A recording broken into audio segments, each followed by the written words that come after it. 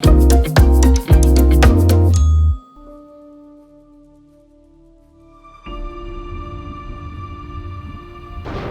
foudre volcanique, les arcs-en-ciel de feu, les trous noirs ou les trompes d'eau sont impressionnants, mais très rares. Ceci dit, la possibilité d'en être témoin dans la vie réelle existe bel et bien. Tsunami solaire. Des collisions désastreuses de champs magnétiques solaires provoquent de gigantesques tsunamis de plasma. Ces tsunamis se déchirent à la surface du Soleil, se déplaçant à une vitesse de 305 mètres par seconde. Ils durent souvent plusieurs semaines et se produisent tous les 10 ans environ. Une superlune.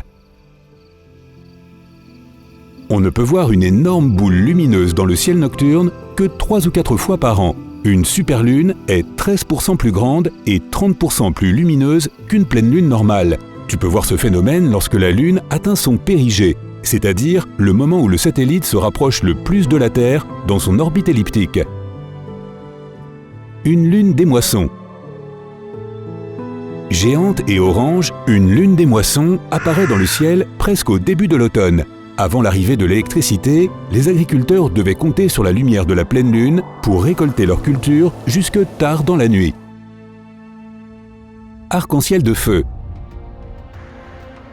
Il doit y avoir une combinaison unique de plusieurs facteurs pour qu'un arc circum-horizontal rare apparaisse dans le ciel. Le Soleil doit être haut dans le ciel, pas moins de 58 degrés au-dessus de l'horizon. Il doit y avoir des cirrus de haute altitude constitués de cristaux de glace hexagonaux. Ces cristaux doivent être plats et orientés horizontalement.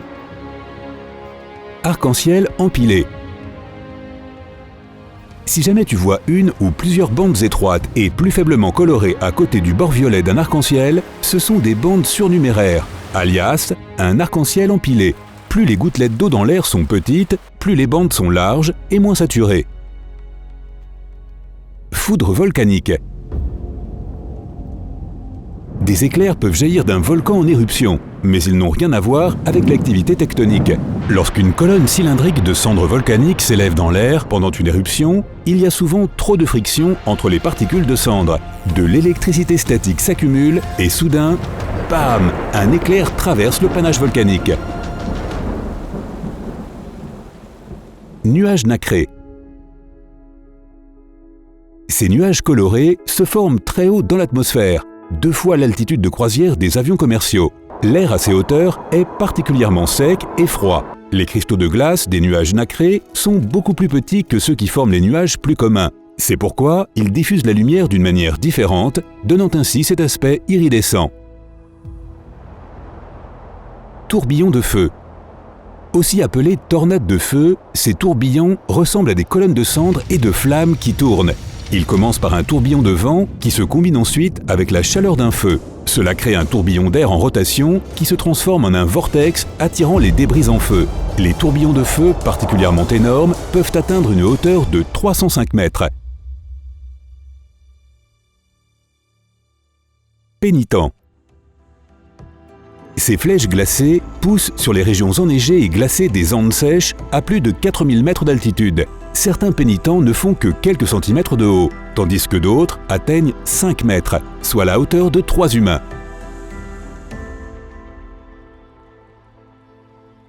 Un trou noir.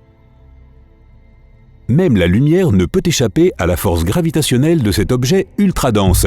C'est pourquoi aucun trou noir ne peut être vu. Mais le disque de matière brûlante qui l'entoure brille suffisamment pour que le trou noir se détache sur cette toile de fond.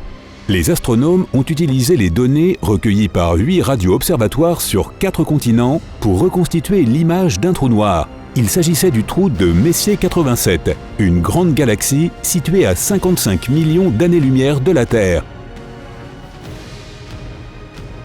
Trompes d'eau. Les trompes d'eau ressemblent à 2 nuages en forme d'entonnoir qui descendent du ciel orageux.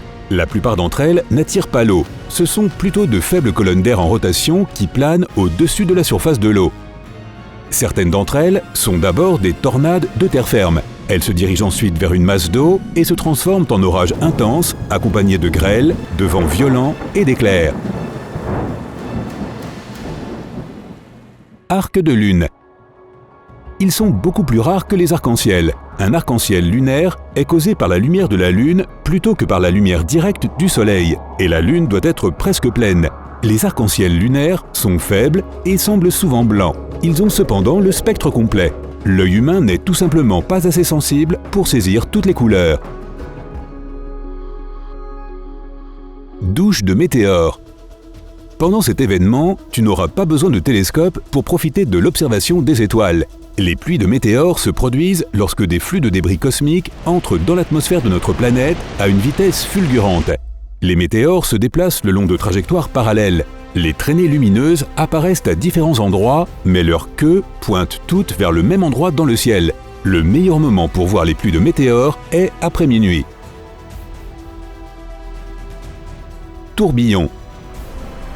Ces masses d'eau en rotation apparaissent lorsque deux courants opposés se rencontrent ou lorsqu'un courant rencontre un obstacle. Les plus puissants d'entre eux sont appelés maelstroms.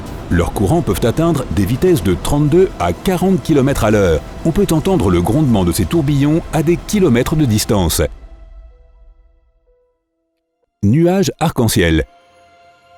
Appelés aussi nuages iridescents, ils se forment sur des cumulus style guimauve après les orages. Les cumulus sont des nuages de basse altitude et ils se situent généralement à une hauteur ne dépassant pas 1800 mètres.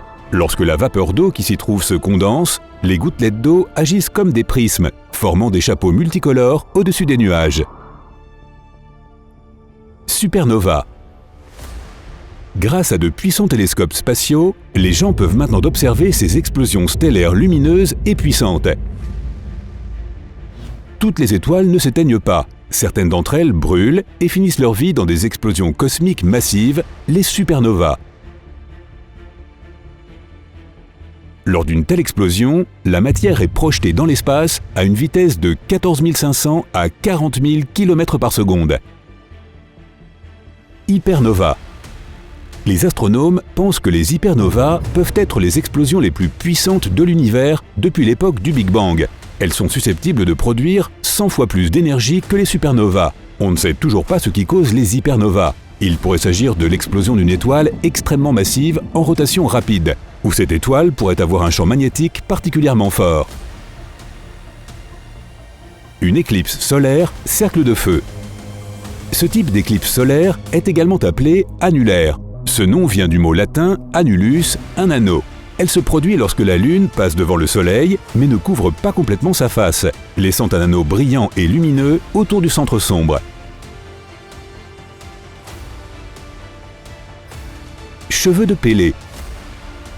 Ces fils fins peuvent sembler dorés et jolis, mais ils sont très dangereux à ramasser. Le vent attrape parfois de petites gouttelettes de lave provenant des volcans actifs. Ces gouttelettes sont emportées à des kilomètres et s'étendent en fils de verre ultra fins, aussi appelés obsidiennes capillaires. Certains de ces fils peuvent mesurer jusqu'à 2 mètres. Arc blanc. Ils sont presque blancs avec du bleu pâle à l'intérieur et du rouge clair à l'extérieur. Tu as plus de chances de voir un arc blanc au-dessus de l'eau lorsque l'air chaud entre en contact avec de l'eau beaucoup plus froide. Ce phénomène se produit également lorsque le soleil est brillant et que le brouillard est suffisamment fin pour que la lumière puisse passer. Aurore. Ce phénomène étonnant est également appelé aurore boréale lorsqu'il se produit dans l'hémisphère nord et aurore australe lorsqu'il se produit dans l'hémisphère sud. Les aurores se produisent dans la haute atmosphère terrestre. Elles sont causées par des vents solaires rapides qui frappent la bulle magnétique de la planète appelée magnétosphère. Les aurores peuvent prendre différentes formes, des arcs, des rideaux lumineux, des taches ou des bandes. Un volcan bleu électrique. Le volcan Kawah Ijen en Indonésie émet des gaz sulfureux chauds et inflammables. Ils éclatent à travers la surface rocheuse et entrent en contact avec l'oxygène. Ils créent des flammes bleu vif qui peuvent s'élever jusqu'à 5 mètres dans l'air. Certains de ces gaz se condensent en soufre liquide. En brûlant, ils s'écoulent le long des pentes et donnent une impression de lave fondue bleu électrique. Foudre du Catatumbo. C'est un phénomène météorologique unique qui se produit jusqu'à 160 jours par an et qui est localisé au Venezuela où la rivière Catatumbo se jette dans le lac Maracaibo. La foudre s'abat sur la surface du lac plus souvent que partout ailleurs dans le monde, jusqu'à 280 fois en 1 heure, 10 heures par jour. Halo. C'est un phénomène optique époustouflant qui se produit lorsque la lumière du Soleil ou de la Lune est réfléchie par les cristaux de glace dans l'atmosphère. Les halos peuvent ressembler à des anneaux blancs ou colorés, des arcs ou simplement des taches dans le ciel. Les types de halos les plus courants sont le halo circulaire, également appelé le halo de 22 degrés, les piliers de lumière et les parhélies, également appelés faux soleils. La grande tache rouge de Jupiter. Le monde entier a vu ce phénomène unique dans les photos prises par Voyageur 1. Un énorme ouragan rouge, 2 fois plus gros que la Terre, fait rage sur Jupiter depuis au moins un siècle et demi. Les vents, plutôt calmes au centre de la tempête, se déplacent à une vitesse de 435 à 676 km/h sur ses bords. C'est plus de 2 fois plus rapide que les tempêtes les plus puissantes sur Terre. Si tu as appris quelque chose de nouveau aujourd'hui, alors mets un like à cette vidéo et partage-la avec un ami. Et voici d'autres vidéos que tu devrais apprécier. Il te suffit de cliquer à gauche ou à droite et de rester du côté sympa de la vie.